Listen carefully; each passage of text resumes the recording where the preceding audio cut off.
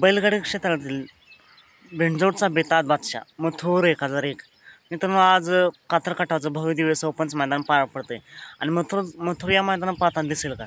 आपण जर पाहिलं तर मथुरचा कालच फेरा काढण्यात आला आहे आणि कातर कटावच्या लाईव्ह लॉटमध्ये मथुरच्या नावाने एक चिठ्ठी देखील निघाली आहे. तर सांगण्यात येत आहे की मथुरचा कालच फेरा काढला आहे. त्यामुळे आपण जर पाहिलं तर मथुर सलग 2 दिवस पळत नाही, त्यामुळे या मैदानामध्ये पाळणार नाही अशी दाट शक्यता आहे. बघूया, जर तसे काय अपडेट आले तर नक्कीच तुमच्यापर्यंत पोहोचण्याचा मी प्रयत्न करेन.